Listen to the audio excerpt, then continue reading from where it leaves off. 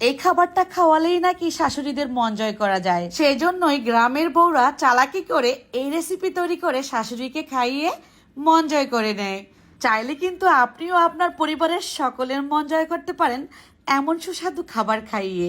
এক কথায় জিভে জল আনা রেসিপি তৈরি হচ্ছে আমার আজকের রেসিপিতে। এটার জন্য আপনাকে 1000 টাকা খরচ করতে হবে না। ঘরে যদি ছোট ছোট চিংড়ি মাছ, বাতাসি গুঁড়া, কাসকি মাছ, সাথে 2-1টা পিস বড় মাছের হলেই হবে। যে কোনো একটা বড় সাইজের মাছের পিস ছোট করে টুকরা করে কেটে নিলেই হয়ে যাবে। আপনি আপনার পছন্দ মতো মাছ দিয়ে নিতে পারেন। এখন এর মধ্যে স্বাদ অনুযায়ী লবণ দিয়ে দিচ্ছি।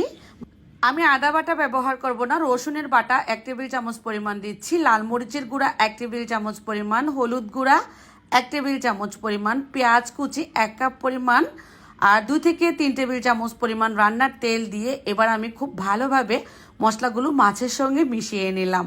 তারপর দিয়ে দিব এর মধ্যে ধনিয়া পাতা। এটা টেস্ট বাড়াবে। এটা বিলাতি ধনিয়া পাতা দিচ্ছি, চাইলে কিন্তু আপনারা পছন্দ মতো ধনিয়া পাতা দিতে পারেন, দেশিটা। এখানে বোম্বাই মরিচ ছোট ছোট সাইজের, এগুলো আধফালি করে দিচ্ছি। সাথে কাঁচা মরিচও 4-5টা দিয়ে দিচ্ছি আস্ত। এখন বলবো ঝালটা আপনার পছন্দ মতো দিবেন। না, আপনার শাশুড়ি যদি ঝাল খেতে না চায় সেক্ষেত্রে দেওয়ার দরকার নেই, আর খেতে চাইলে খাইয়ে দিবেন ঝাল। খুব ভালোভাবে মাখানো হয়ে গেলে এবার মরিচগুলো খেয়াল রাখতে হবে। লাউ পাতার মধ্যে আমি নিয়ে নিচ্ছি 2টা ছোট ছোট মাছের পিস, আর ছোট মাছগুলো মিলিয়ে ঝিলিয়ে দিতে হবে যাতে করে একটার মধ্যেই পড়ে না যায়। এভাবে করে খেয়াল করে করে দিবেন। মরিচগুলোও খেয়াল রাখতে হবে যাতে করে এক পিস করে পড়ে না হয় কিন্তু ঝাল খেয়ে আবার কান্নাকাটি শুরু হয়ে যাবে।